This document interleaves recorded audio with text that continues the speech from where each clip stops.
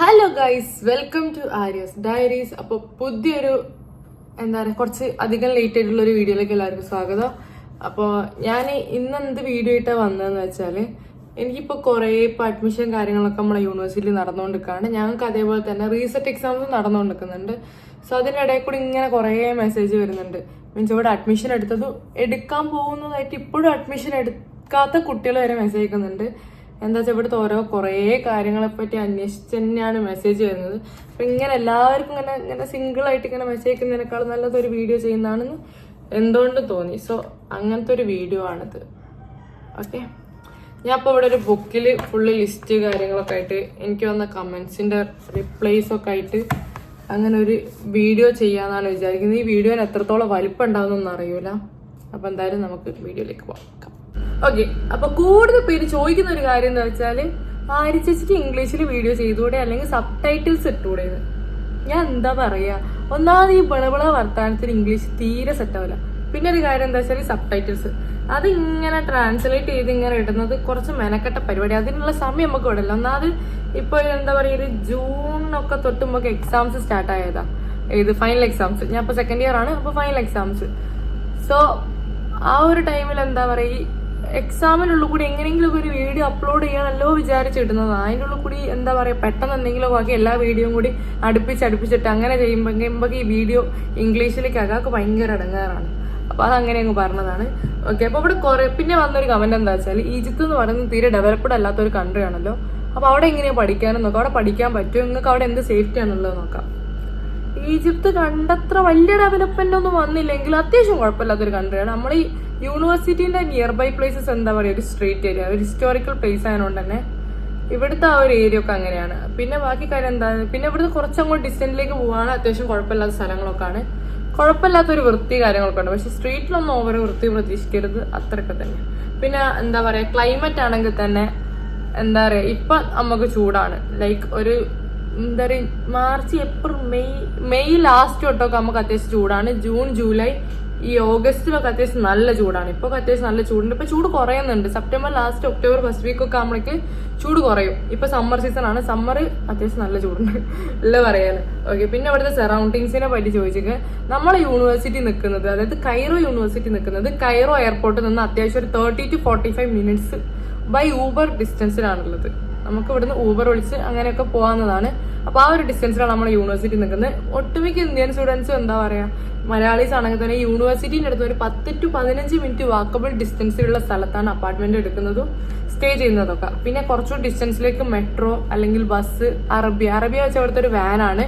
അപ്പോൾ നാട്ടിലത്തെ jeep service ഒക്കെ പോലെ തന്നെ. സോ അങ്ങനെ ട്രാൻസ്പോർട്ടേഷൻ വഴി യൂണിവേഴ്സിറ്റിയിലേക്ക് വരുന്ന സ്റ്റുഡൻസും ഉണ്ട്. അതൊക്കെ നിങ്ങളുടെ ചോയ്സ്. പിന്നെ കുറേ പേര് ചോദിക്കുന്നത്, ഇങ്ങോട്ട് വരുമ്പോൾ എന്താ പറയുക, എസെൻഷ്യൽ ആയിട്ട് കൊണ്ടുവരേണ്ട കാര്യങ്ങൾ അങ്ങനെ പറയുകയാണെങ്കിൽ കുറേയൊക്കെ കാര്യങ്ങൾ ഡിപ്പെൻഡ് ചെയ്യും. എന്താ പറയുക, ഏറ്റവും കൂടുതൽ ഞാൻ പ്രിഫർ ചെയ്യുന്ന ഒരു കാര്യം, ഒരു ലാപ്ടോപ്പോ ഒരു ടാബോ ഒരു ഐപാഡോ കയ്യിൽ എന്തുകൊണ്ടും ബെറ്റർ ആയിരിക്കും. കാരണം എന്താ വെച്ചാൽ, നമുക്ക് ഇപ്പൊ തന്നെ ആണെങ്കിൽ തന്നെ കുറെ PDF കാര്യങ്ങൾ അവൈലബിൾ ആണ്. ഈ എക്സാമിന്റെ ഇടയിൽ കൂടി തന്നെ ഇഷ്ടം പോലെ PDF വരും. പ്രീവിയസ് ഇയർ ക്വസ്റ്റ്യൻസ്, യൂണിവേഴ്സിറ്റി ഇറക്കുന്ന ഡിപ്പാർട്ട്മെന്റ് PDF, അങ്ങനെ കുറെ കാര്യങ്ങൾ, ഓരോ ഡോക്ടേഴ്സിന്റെ ക്വസ്റ്റ്യൻസ്, കുറെ കാര്യങ്ങൾ വരും. അതെല്ലാം കൂടി നമ്മൾ ഈ ഫോണിൽ ഇങ്ങനെ റെഫർ ചെയ്യാന്ന് പറയുന്നത് ഒരു നല്ലൊരു ഓപ്ഷൻ ആയിട്ട് തോന്നുന്നില്ല. PDF പ്രിന്റ് എടുക്കുന്നവരും ഉണ്ട്, പ്രിന്റ് എടുത്ത് ഉപയോഗിക്കുന്ന വേറെ കാര്യം തന്നെയാണ്. ബട്ട് ഒരു ഐപാഡോ ടാബോ എന്താ പറയുക, ലാപ്ടോപ്പോ കയ്യിലുണ്ടെങ്കിൽ കുറച്ചുകൂടി സുഖമായിരിക്കും കാര്യങ്ങളൊക്കെ. അതിപ്പോൾ PDF ഉപയോഗിക്കുമ്പോൾ തന്നെ നമുക്ക് മനസ്സിലാവില്ല. പിന്നെ ഒരു പ്രസന്റേഷൻ തയ്യാറാക്കാണ്ട് ഫസ്റ്റ് ഇയറിൽ തന്നെ.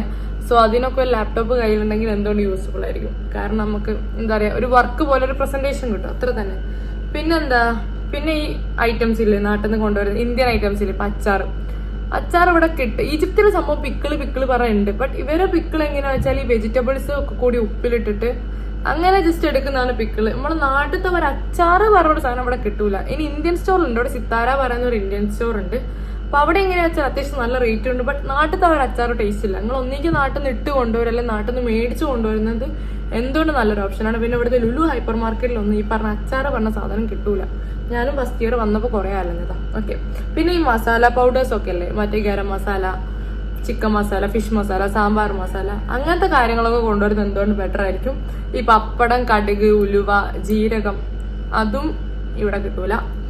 പിന്നെ എന്താ പറയാ, അരിപ്പൊടി, പിന്നെ എന്താ പറയുക തേങ്ങ ചിരകിയിട്ട് കൊണ്ടുവരുന്നവരുണ്ട്. ഞാനാണെങ്കിൽ കൊണ്ടുവരുന്നതാണ്. നിങ്ങൾക്ക് ഇപ്പൊ എന്താ പറയുക അറ്റ്ലീസ്റ്റ് ഇവിടുന്ന് ഒരു ചമ്മന്തി ഒക്കെ അരയ്ക്കാൻ ഒരു കൊതി വരികയാണെങ്കിൽ ഇവിടെ ഡെസിക്കേറ്റഡ് കോക്കനട്ട് കിട്ടും. അത്യാവശ്യം റേറ്റ് ഉണ്ട്. ഒരു 400 ഗ്രാമിന് ഒരു 80 പൗണ്ട് ഒക്കെ ഉണ്ട്. അതായത് നാട്ടിൽ ഒരു 160 അടുത്ത് റേറ്റ് വരുന്നുണ്ട്. അപ്പൊ നിങ്ങൾ തേങ്ങ ചിരകിയിട്ട് ഫ്രീസ് ചെയ്തിട്ട് ഇങ്ങോട്ട് കൊണ്ടുവരികയാണെങ്കിൽ നിങ്ങൾക്ക് ഒരു ടൈം പീരീഡ് വരെ അത് ഉപയോഗിക്കാം.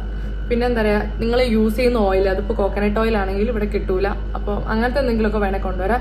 പിന്നെ ഇന്നർ വെയർസ് ഞാൻ ഇവിടെ ഫസ്റ്റ് ഇയർ വന്നിട്ട് ഇപ്പോഴും ഞാൻ നാട്ടിൽ കൊണ്ടുവരുന്ന ഇന്നർ വെയർസ് ആണ് ഉപയോഗിക്കുന്നത്. എന്താ വെച്ചാല് ഒന്നാമത് ഇവിടുത്തെ സൈസ് എനിക്ക് അറിയൂല. ഞാൻ ഇവിടെ ഇന്നർ വെയറിന്റെ ഷോപ്പിലൊന്നും കയറിയിട്ടുമില്ല.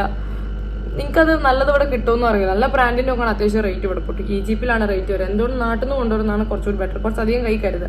പിന്നെ ഞങ്ങൾ സെറ്റാഫിലിന്റെ പ്രൊഡക്ട്സ് ഉപയോഗിക്കുന്ന ഒരാളാണെങ്കിൽ അത് എന്തുകൊണ്ട് നാട്ടിൽ നിന്ന് കൊണ്ടുവരുന്നതാണ്, അല്ലെങ്കിൽ നാട്ടിൽ നിന്ന് വരുന്നവരോട് ഇങ്ങനെ പറയേണ്ടി വരും അത് കൊണ്ടുവരുമോ. അപ്പൊ സെറ്റാഫിലിന്റെ പ്രൊഡക്റ്റ് ഒന്നും ഇവിടെ കണ്ടില്ല.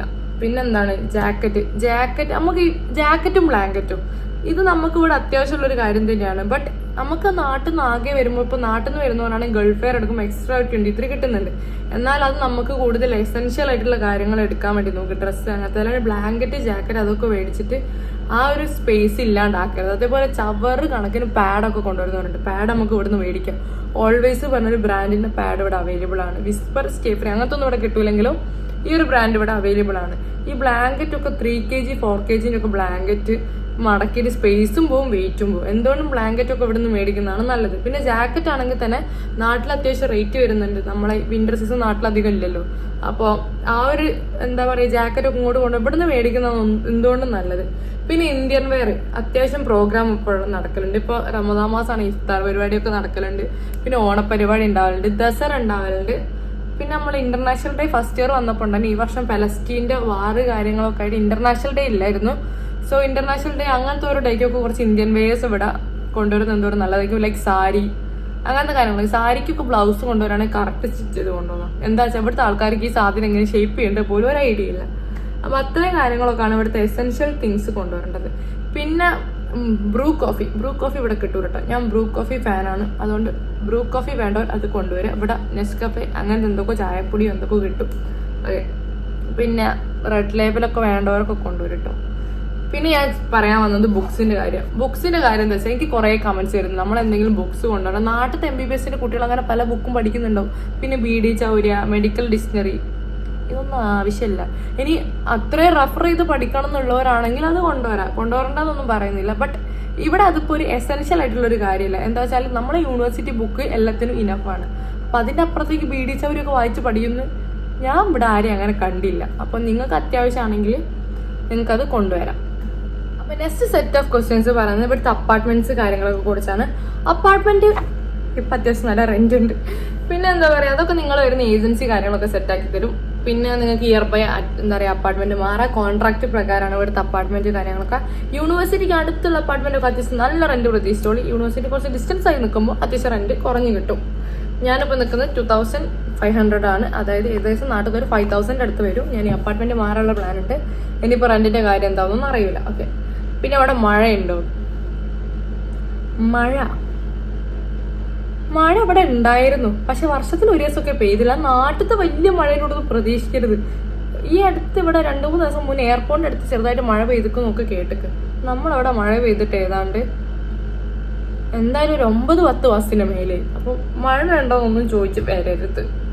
പിന്നെ പറയാൻ പോകുന്നത് ഇവിടുത്തെ ഫുഡിന്റെ കാര്യം. ഇപ്പൊ എന്താ പറയാ തീരെ കുക്കിംഗ് അറിയാത്തവരൊക്കെ ഇങ്ങോട്ട് വരുമ്പോ എനിക്കൊരു കുട്ടി മെസ്സേജിനും കുക്കിംഗ് കാര്യങ്ങളൊന്നും അറിയില്ല. അപ്പൊ ഇവിടെ എങ്ങനെ ഹോസ്റ്റൽ ഉണ്ടെന്ന്. ഇവിടെ ഹോസ്റ്റലില്ല. ഹോസ്റ്റലുണ്ട്, പക്ഷെ നമ്മൾ ഇന്ത്യൻ സ്റ്റുഡൻസ് ആരും ഹോസ്റ്റലില്ല. അത്രേ ഉള്ളൂ. നമ്മളൊക്കെ അപ്പാർട്ട്മെന്റ്സിലാണ്. അത്രയും മനസ്സിലാക്കിയാൽ മതി. ഒക്കെ അവിടെ എത്തുമ്പോൾ മനസ്സിലാവും. അപ്പൊ ഇവിടെ കുറെ മെസ്സ് ഉണ്ട്. ഇവിടെ കുറെ ഇന്ത്യൻ മെസ്സ് ഉണ്ട്. കുറെ ഒന്നുമില്ലെങ്കിൽ 2-3 എണ്ണമൊക്കെ ഉണ്ട്. പിന്നെ ഇപ്പൊ കുറെ പേര് എന്താ പറയാ റെസ്റ്റോറൻറ്റ്സ് ഉണ്ട്. ഇന്ത്യൻ റെസ്റ്റോറന്റ് ഉണ്ട്. മെസ്സൊക്കെ അത്യാവശ്യം ഒരു കമ്പാരറ്റീവ്ലി അഫോർഡബിൾ ആയിട്ടുള്ള ഒരു ഇന്ത്യൻ ഫുഡ് അല്ല, നല്ല നമ്മളെ മലയാളി ഫുഡ് തന്നെ കിട്ടുന്നുണ്ട്. പിന്നെ ഇവിടുത്തെ അവൈലബിലിറ്റിനെ കുറിച്ച് ചോദിച്ചിട്ട് ഇവിടുത്തെ അവൈലബിലിറ്റി ഇപ്പൊ ഫ്രൂട്ട്സ് വെജിറ്റബിൾസ് ഒക്കെ ആണെങ്കിൽ ഈ ചീര അവിടെ കിട്ടുമെന്ന് അറിയില്ല. കുറെ തപ്പീന് കിട്ടും. പിന്നെ അങ്ങനെ ലേഡി ഫിംഗർ ഒക്കെ ഇവിടെ കിട്ടും. ഈ മുരിങ്ങാക്കോൽ അങ്ങനത്തെ സാധനങ്ങളൊന്നും ഇവിടെ കണ്ടില്ല കേട്ടോ. ഇന്ത്യൻ സ്റ്റോറിൽ ഒരിടക്ക് ഉണ്ടായിരുന്നു. കോവയ്ക്ക, മുരിങ്ങാക്കോൽ അതൊക്കെ ഇഷ്ടമുള്ളവര് നാട്ടിൽ നിന്ന് കഴിച്ചിട്ട് പൂതി മാറിയിട്ട് ഇങ്ങോട്ട് വരിക. ബട്ട് അത് കിട്ടൂല. എപ്പോഴും ഒരിക്കൽ കിട്ടിയിരിക്കും. പിന്നെ കറി ലീവ്സ് ഇപ്പോൾ സെറ്റായാലും അവൈലബിൾ ആണ് ഇന്ത്യൻ സ്റ്റോറിൽ. പിന്നെന്താ പറയാ ഫ്രൂട്ട്സ് ഒക്കെ അത്യാവശ്യം ചീപ്പാട്ടോ. നാട്ടിൽ കമ്പയർ ചെയ്യുമ്പോൾ സ്ട്രോബെറി, ബ്ലൂബെറീസ് അതൊക്കെ അത്യാവശ്യം അവിടെ ചീപ്പാണ്. ബനാന, ആപ്പിൾ, ഓറഞ്ച് ഒക്കെ നല്ല ചീപ്പാ. അങ്ങനത്തെ കാര്യം. വെജിറ്റബിൾസ് ഒട്ടുമിക്ക എല്ലാ സാധനങ്ങളും കിട്ടും. പിന്നെ നിങ്ങൾ നാട്ടിൽ നിന്ന് വരുന്ന ഒരു ഇഞ്ചി ഇല്ലേ, ഇഞ്ചി അത്യാവശ്യം കൊണ്ടുവന്നോളി. കാരണം ഇഞ്ചി ഇവിടെ കിട്ടും, ബട്ട് റേറ്റ് ഉണ്ട്. അതുപോലെ തന്നെ ഒരു കാര്യം പറയാൻ വിട്ടുപോയതാണ് ശർക്കര ഇവിടെ മറ്റേ ലുലുവിൽ ഒരു പീസിന് 50 പൗണ്ട്, ഏതാണ്ട് 100 റുപ്പീസിന് അടുത്ത് ഞാൻ കണ്ടിക്ക്. ഇപ്പൊ അതിന് റേറ്റ് കൂടിയോ കുറഞ്ഞൊന്നും അറിയില്ല. അതിന് ശർക്കരന്റെ ഭാഗത്തേക്ക് ഞാൻ പോയി. നിങ്ങൾക്ക് വേണ്ട ഒരു ശർക്കര കൊണ്ടുവരിക. ഒരു കാര്യം കൂടി വിട്ടു, ഈ ജീര റൈസ് ഇല്ലേ, ഈ ബിരിയാണി വെക്കുന്ന ജീരകശാരിയൊക്കെ അത് വേണേ കൊണ്ടുവന്നു. ഇവിടെ ബസ്മതി കിട്ടും, പക്ഷെ ജീര റൈസ് ഇന്ത്യൻ സ്റ്റോറിൽ ഉണ്ടായിരുന്നു. പക്ഷെ ഇപ്പൊ ഒരു വർഷമായിട്ട് ഇന്ത്യൻ സ്റ്റോറിൽ അത് അവൈലബിൾ അല്ല. പിന്നെ അതേപോലെ തന്നെ ഈ കഞ്ഞീന്റെ അരി ഇല്ലേ, പൊടിയരി, അത് കൊണ്ടുവരുന്ന എന്തോടും നല്ലൊരു ഓപ്ഷനാണ്. കാരണം അത് ഇവിടെ കിട്ടൂല, ഇവിടെ തീരെ കാണാത്തൊരു സാധനം അത്. ഓക്കെ, അപ്പൊ ഇവിടുത്തെ അവൈലബിലിറ്റി അങ്ങനെയൊക്കെ ആണ്. പിന്നെ എന്താ പറയാ, ഒട്ടുമിക്ക എല്ലാ സാധനങ്ങളും നമുക്ക് വേണ്ട സാധനങ്ങൾ ഇപ്പൊ എന്താ പറയുക, വെജിറ്റബിൾസ് ആണെങ്കിൽ അത്യാവശ്യം നല്ല അഫോർഡബിൾ ആയിട്ട് നമുക്ക് ഇവിടെ കിട്ടും. അപ്പൊ അതൊക്കെ അത്രയുള്ളൂ അതിനെപ്പറ്റി. പിന്നെ സ്റ്റെതസ്കോപ്പ് കൊണ്ടുവരണമെന്ന് അങ്ങനെ ചോദിച്ചാൽ കൊണ്ടുവരുന്ന എന്തുകൊണ്ടും നല്ലതാണ്. കാരണം ഫസ്റ്റ് ഇയർ ഒരിടക്ക് ഞങ്ങൾ വന്നപ്പോൾ ഫസ്റ്റ് ഇയറിൽ അതിനെ കൊണ്ട് ഒരു യൂസേജും ഉണ്ടായില്ല. ഇപ്പോഴും എൻ്റെത് ബോക്സിൽ നല്ല മാലയൊക്കെ ഇട്ട് കുത്തിരിക്കുന്നുണ്ട്. ബട്ട് ഫസ്റ്റ് ഇയേഴ്സിന് അതെന്തോ ഈ വർഷം വന്ന കുട്ടിയൊക്കെ എന്തോ ഒരിടക്ക് എന്തോ വേണമെന്നൊക്കെ പറയുന്നത്. അപ്പൊ അത് കൊണ്ടുവരാണെങ്കിൽ കൊണ്ടുവന്നോളി. അയ്യോ, ഒരു കോൾ വരുന്നു. ഓക്കെ, അപ്പൊ ബാക്കി കാര്യങ്ങളിലേക്ക് പോവുകയാണെങ്കിൽ പിന്നെ ഇലക്ട്രോണിക്സ് എന്തെങ്കിലും ഇല്ലേ, ഇലക്ട്രോണിക്സ് നിങ്ങൾ ചാർജർ അങ്ങനത്തെ ഒക്കെ നിങ്ങൾ എന്തായാലും കൊണ്ടുവരുമല്ലോ. പിന്നെ മിക്സി ഒക്കെ വേണമെങ്കിൽ കൊണ്ടുവരും, അല്ലേ ഇവിടുന്ന് മേടിക്കുക. ഇവിടുന്ന് മേടിക്കുമ്പോൾ വലിയ ഒരു സുഖമുള്ള ഒരു 1000 പൗണ്ടിലൊരു മിക്സി കിട്ടും. അത്യാവശ്യം ലോക്കൽ അത്യാവശ്യം ഉപയോഗിക്കാനുള്ളതുണ്ട്. അല്ലാണ്ട് നാട്ടിൽ നിന്ന് കഷ്ടപ്പെട്ട് കൊണ്ടുവരണോ വെച്ചാൽ കൊണ്ടുവരേണ്ടി വരില്ല. കാരണം നിങ്ങൾക്ക് ഒരു അപ്പാർട്ട്മെന്റ് എടുക്കുമ്പോൾ നിങ്ങൾ എന്തായാലും ഷെയർ ചെയ്താണ് നിൽക്കുക. അപ്പൊ എല്ലാവരുടെ പൈസ ഇട്ട് ഒരു 1000 പൗണ്ടിൽ ഇവിടുന്ന് മിക്സി മേടിക്കുന്നൊക്കെ നല്ലത്. അയൺ ബോക്സ് ഒക്കെ വേണേ കൊണ്ടുവരും കേട്ടോ, അതൊക്കെ ഓപ്ഷണലാണ്. പിന്നെ എന്താ പറയാ, പിന്നെ ഇതൊക്കെ തന്നെയാണ് ഇവിടുത്തെ കാര്യങ്ങളൊക്കെ പറ്റി പറയാനുള്ളത്. സോ പിന്നെ ഇവിടുത്തെ എന്താ പറയാ അക്കാഡമിക്സിനെ പറ്റി കുറെ പേര് ചോദിച്ചിട്ട്, നമ്മളെ യൂണിവേഴ്സിറ്റി എന്ന് പറയുന്നത് കൈറോ യൂണിവേഴ്സിറ്റിന്റെ തന്നെ മെഡിക്കൽ ഡിപ്പാർട്ട്മെന്റ് കസർലൈനി മെഡിക്കൽ സ്കൂൾ എന്ന് പറയും, കോളേജ് എന്ന് പറയും. നമ്മളെ അടുത്ത് തന്നെ ഒരു മെയിൻ ഗേറ്റ് ഉണ്ട്, അതിനപ്പുറത്തേക്ക് തന്നെ അതിന്റെ ഹോസ്പിറ്റൽ കാര്യങ്ങളൊക്കെ ഉണ്ട്. അതിന്റെ ബാക്കിൽ തന്നെ അതിന്റെ ഡെന്റലും ഉണ്ട്. അപ്പൊ അങ്ങനെയൊക്കെയാണ്. എനിക്കൊക്കെ കൂടെ നടന്നു പോകാനുള്ള ഡിസ്റ്റൻസിലാണ് അപ്പാർട്ട്മെന്റ്. ഓക്കെ, അപ്പാർട്ട്മെന്റ് ആണ്, യൂണിവേഴ്സിറ്റിയിലാണ്, അങ്ങോട്ട് കൂടെ നടന്നു പോകാൻ പറ്റിയ ഒരു ഡിസ്റ്റൻസിലാണുള്ളത്. പിന്നെ എന്താണ് അപ്പൊ ഇവിടുത്തെ സിസ്റ്റത്തിനെ പറ്റി പറയുകയാണെങ്കിൽ ഇവിടെ മൊഡ്യൂൾ സിസ്റ്റം ആണ് കേട്ടോ. ഫസ്റ്റ്, സെക്കൻഡ്, തേർഡ് ഇയർ മൊഡ്യൂളാണെന്ന് തോന്നുന്നു. തേർഡ് ഇയർ സെമിസ്റ്റർ ആണോ, ഓക്കെ അറിയില്ല. തേർഡ് ഇയർ എത്തും പറഞ്ഞുതരാം. അപ്പൊ ഫസ്റ്റ് ഇയറും സെക്കൻഡ് ഇയറും മൊഡ്യൂൾ സിസ്റ്റം ആണ്. ഫസ്റ്റ് ഇയറിൽ നോക്കുകയാണെങ്കിൽ നിങ്ങൾക്ക് 5 മൊഡ്യൂളുണ്ട്, ഒരു കുഞ്ഞു മൊഡ്യൂളും 4 മെയിൻ മൊഡ്യൂളും. ആ മെയിൻ മൊഡ്യൂളിൽ 3 നിങ്ങൾ പാസ്സാവണം. ഒരു മൊഡ്യൂളൊക്കെ ആണെങ്കിൽ സെക്കൻഡ് ഇയർ ക്യാരി ഓവർ ചെയ്തിട്ട് എഴുതിയെടുക്കാം. പക്ഷെ അതിന് നിൽക്കരുത്, ഫസ്റ്റ് ഇയറിൽ തന്നെ എല്ലാ മൊഡ്യൂളും ക്ലിയർ ചെയ്യാൻ നോക്കുക. സോ അതിൽ അനാട്ടമി ഉണ്ടാവും ഫസ്റ്റ് ഇയറിൽ, ഹിസ്റ്റോളജി ഉണ്ട്, ബയോകെമിസ്ട്രി ഉണ്ട്, ഫിസിയോളജി ഉണ്ട്, പിന്നെ പാത്തോളജി, ഫാർമക്കോളജിന്റെ കുഞ്ഞു മൊഡ്യൂൾ ഞാൻ പറഞ്ഞത് അതിനെ പറ്റിയാണ്. അതിന്റെ ലാബ് കാര്യങ്ങളുണ്ട്, കഡാവർ അവൈലബിൾ ആണ്. ഹിസ്റ്റോളജി ലാബ് ആണെങ്കിൽ തന്നെ കുറെ നമ്മളിപ്പോ അത്യാവശ്യം നല്ല സ്റ്റുഡൻസ് ഉണ്ടാവും. ഇന്റർനാഷണൽ എന്താ പറയാ മെഡിക്കൽ ഒക്കെ ആകുമ്പോൾ അത്യാവശ്യം സ്റ്റുഡൻസ് ഉണ്ടാവില്ല. അപ്പൊ എന്ത് ചെയ്യും, പാർട്ടീഷൻ ആയിട്ടാണ് ലാബൊക്കെ ക്ലാസ്സിൽ കണ്ടക്ട് ചെയ്യുന്നത്. പിന്നെ അനാട്ടമി ലാബൊക്കെ ആണെങ്കിൽ അത്യാവശ്യം നല്ല ലാബാണ്. ഫിസിയോളജി ആണെങ്കിലും എല്ലാം ഇങ്ങനെ ഡിവൈഡ് ചെയ്ത് സ്റ്റുഡൻസിനെ ഡിവൈഡ് ചെയ്തിട്ടാണ് അതൊക്കെ. പിന്നെ ഹിസ്റ്റോളജി, ബയോകെമിസ്ട്രി, പാത്തോ ഫാർമ എല്ലാം. പിന്നെ ഈ മൊഡ്യൂൾ സിസ്റ്റം ആയതുകൊണ്ട് തന്നെ നമുക്ക് മൊഡ്യൂൾ എക്സാംസ് ഉണ്ടാവും. നിങ്ങളിപ്പോ ഒരു നവംബറിലൊക്കെ വരുന്ന ആൾക്കാരാണ്, നവംബറിൽ തന്നെ നിങ്ങൾ ഫസ്റ്റ് മൊഡ്യൂൾ എക്സാം വരുന്നത്. അപ്പൊ അപ്പൊ തന്നെ പഠിക്കാതിരിക്കുക. ഞാനൊക്കെ ഫസ്റ്റ് ഇയർ ഇവിടെ വന്ന് ഫുള്ള് കളിയായിരുന്നു. ഫുള്ള് കളിച്ച് ലാസ്റ്റ് 4 മൊഡ്യൂൾ സമ്മർ വെച്ചാൽ റീസെറ്റ് എക്സാം. നമ്മളിപ്പോ ജൂലൈയിലാണ് ഇവിടുത്തെ എൻഡ് ഓഫ് ദി ഇയർ. ആ ടൈമിൽ നമ്മൾ ഏതെങ്കിലും എക്സാം ക്ലിയർ ചെയ്യാണ്ടെങ്കിൽ അത് വീക്ക് വന്നാലും ഫെയിൽ വന്നാലും നമ്മൾ എന്ത് ചെയ്യണം, ആ എക്സാം എഴുതണം. മീൻസ് എക്സാം എഴുതി ക്ലിയർ ചെയ്താൽ അടുത്ത ഇയറിലേക്ക് നമുക്ക് പോകാൻ പറ്റും. അങ്ങനെയാണല്ലോ. അപ്പോ അത് നമ്മൾ ക്ലിയർ ചെയ്യാൻ വേണ്ടി നമുക്ക് സേ എക്സാം ഇല്ല. അപ്പൊ എന്ത് ചെയ്യും, നമ്മൾ ആ ഇയർ തന്നെ എഴുതിയെടുക്കണം. അതിന് വേണ്ടിയിട്ടാണ് സമ്മർ എക്സാം വെക്കുന്നത്.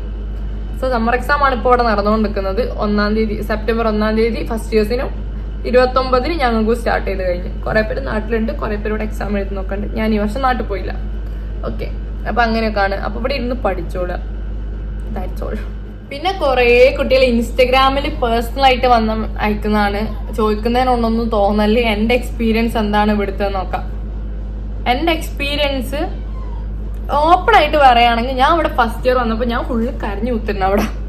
കാരണം എനിക്ക് ആ നാട്ടിൽ ഞാൻ വന്നത് പാരന്റ്സ് ആയിട്ട് ഭയങ്കര അറ്റാച്ച്ഡ് ആണ്, ഒറ്റമോളാണ്. അപ്പൊ അങ്ങനത്തെ കാര്യങ്ങളൊക്കെ ആണ്. അപ്പൊ അവിടുന്ന് പെട്ടെന്ന് ഇങ്ങോട്ട് വന്നപ്പോൾ എനിക്ക് ഇവിടെ തീരെ പറ്റിയിട്ടുണ്ടായില്ല. ഞാൻ ലാസ്റ്റ് അധിക ദിവസം കരച്ചിലൊക്കെ, പക്ഷെ എന്നാലും കറങ്ങിയൊക്കെ നടക്കായിരുന്നു കേട്ടോ. എന്റെ വിസ പ്രോസസ്സിംഗ് ഒക്കെ കഴിഞ്ഞ് എനിക്ക് ഇവിടുത്തെ സ്റ്റുഡന്റ് വിസ കിട്ടി. പിന്നെ ഇവിടെ ഇങ്ങനെ ഫുള്ള് കറങ്ങി നടക്കാൻ. എന്നാലും ഒരു ജനുവരി മന്ത് വരെയൊക്കെ ഞാൻ ഇവിടെ എത്തിയത് നവംബർ 21, 2022. അപ്പം ആ ഒരു ടൈമൊക്കെ എന്താ പറയുക ഭയങ്കര കരച്ചിലുള്ള പറയാലോ. ഞാൻ എൻ്റെ ഏജൻസിനിട്ട് വെറുപ്പിച്ച് കരഞ്ഞ് എനിക്ക് തിരിച്ച് നാട്ടിൽ പോകണം എന്നുള്ളൊരു ആ ഒരു ടോക്കേ എനിക്കില്ലല്ലോ. അങ്ങനെ ഞാൻ ഇവിടുത്തെ ഫസ്റ്റ് സെമ്മ് ഫീസ് വരെ അടച്ച് 4,500 USD ആയിട്ടുള്ള ഞങ്ങളത് 2022 ബാച്ചത്തെ ഫീസ് അതാണ് ഇപ്പൊ കൂടിയേക്ക്. അപ്പൊ ആ ഫീ ഒക്കെ അടച്ചതിന് ശേഷം ഞാൻ നാട്ടിൽ പോകണമെന്ന് പറഞ്ഞാൽ ഭയങ്കര കരച്ചിലായിരുന്നു. ആ ടൈമില് എന്നെ ഇവിടുത്തെ ഏജൻസിക്ക് വർക്ക് ചെയ്യുന്നവർ പറഞ്ഞു നീ 2-3 മാസം കൂടി ഇവിടെ നിന്ന് നോക്ക് എന്നിട്ട് കാര്യം പറയാന്ന്. പുള്ളിക്കാരന്ന് ഒറ്റ ഒരു പറച്ചിൽ ഞാൻ അവിടെ നിന്നത് ഇപ്പൊ എനിക്ക് എന്തായാലും വേർത്തിട്ടായിട്ടേ തോന്നുള്ളൂ. കാരണം എന്താ വെച്ചാൽ ആ വന്നൊരു അഡ്ജസ്റ്റ് ചെയ്ത് ഇവിടുത്തെ കാര്യങ്ങളായിട്ട് സെറ്റ് ആവാൻ ഞാൻ ഓപ്പൺ ആയിട്ട് പറയാം അത്യാവശ്യം ടൈം എടുക്കും. കാരണം നമ്മൾ ജീവിച്ച ആ ഒരു സിറ്റുവേഷൻ നാട്ടിൽ നിൽക്കുന്നവരാണെങ്കിൽ ഇപ്പൊ സൗദി അങ്ങനത്തെ UAE കൺട്രീസിലുള്ളവർക്ക് പിന്നും വലിയ സീൻ ഉണ്ടാവില്ല. എന്നാലും നാട്ടിൽ നിന്ന് ഇങ്ങോട്ടേക്ക് വരുന്ന ഒരാൾക്ക് ശരിക്കും മനസ്സിലാവുമായിരിക്കും ആ ഒന്ന് സെറ്റായി വരാൻ. എന്തായാലും ഫുഡിന്റെ കാര്യത്തിലാണെങ്കിൽ പെട്ടെന്ന് നമ്മൾക്ക് വീട്ടുകാരുണ്ടാക്കി തന്ന ഭക്ഷണത്തിൽ നിന്ന് നമ്മൾ ഒറ്റയ്ക്ക് ഉണ്ടാക്കി കഴിക്കുക, അല്ലെങ്കിൽ അങ്ങനത്തെ ഒക്കെ ഒരു ഇതാണെങ്കിൽ എന്താ പറയാ എന്നെ പോലെയൊക്കെ എന്താ വെച്ചാൽ എനിക്ക് നാടൻ ഫുഡാണ്. എനിക്ക് പിന്നെ അൽഫാം ഗ്രില്ല് എന്താ പറയാ ബ്രോസ്റ്റഡ് അങ്ങനത്തെ നിങ്ങൾക്ക് വലിയ താല്പര്യമില്ല. അപ്പൊ അങ്ങനത്തെ ഒരാൾക്ക് ഇവിടെ അഡ്ജസ്റ്റ് ആയി വരാൻ നല്ല ടൈം എടുക്കും. അങ്ങനെ പിന്നെ ഇവിടെ സെറ്റായി വന്ന് പിന്നെ ഒരു യൂട്യൂബ് ചാനലൊക്കെ റമദാൻ ടൈം തുടങ്ങി. പിന്നെ അങ്ങോട്ട് ലൈഫായിരുന്നു, നൈസായിരുന്നു. ഫുള്ള് അങ്ങ് കറങ്ങി നടക്കുക, പഠിത്തം അതിന്റെ ഇടയിൽ അലമ്പായിരുന്നു. പിന്നെ ലാസ്റ്റ് എക്സാമിന്റെ ഒക്കെ ടൈമിൽ അത്യാവശ്യം പഠിച്ചെങ്കിലും എനിക്ക് 4 മൊഡ്യൂൾ അതേപോലെ തന്നെ സമ്മർ വന്ന്.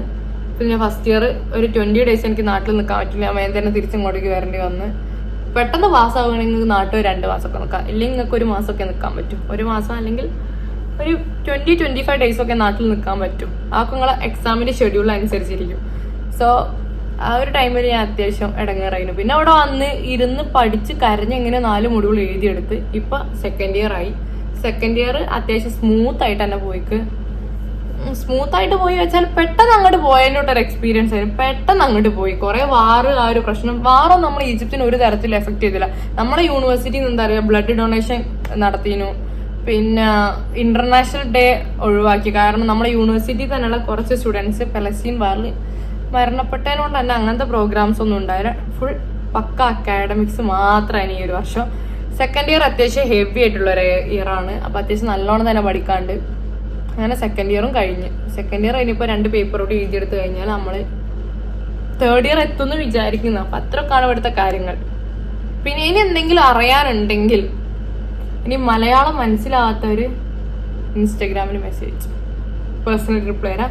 മലയാളം അറിയുന്ന കുട്ടികൾ ദയവ് ചെയ്ത് ഇത് കണ്ടിട്ട് എന്തെങ്കിലും ചോദിക്കാണ്ടെങ്കിൽ ഇതിന്റെ അടിയിൽ കമന്റ് ചെയ്തോ. കുറെ കമന്റ്സ് ഉണ്ടെങ്കിൽ ഞാൻ വേറൊരു വീഡിയോ ചെയ്യാം, അല്ലെങ്കിൽ വീണ്ടും ഇൻസ്റ്റഗ്രാമിൽ മെസ്സേജ് അയച്ചോളൂ. ഇതിന്റെ അപ്പുറത്തേക്ക് എന്തെങ്കിലും അറിയണമെങ്കിൽ. കാര്യമായിട്ടൊന്നും ഇവിടെ ഇനി പറയാനില്ലാന്ന് തോന്നുന്നു. അത്രയൊക്കെ ഉള്ളൂ. പിന്നെന്താ ഉള്ളത്? പിന്നെ ക്ലാസ് എപ്പോഴാണ് തുടങ്ങുക ചോദിച്ചു. ക്ലാസ് എനിക്ക് തോന്നുന്നു ഈ വർഷം സെപ്റ്റംബർ ലാസ്റ്റ് ഒക്ടോബർ ഫസ്റ്റ് വീക്കിന് മുന്നേ തുടങ്ങണ്ടോ. കഴിഞ്ഞ വട്ടം ഒക്ടോബർ ഫസ്റ്റ് വീക്കാണ് തുടങ്ങിയത്.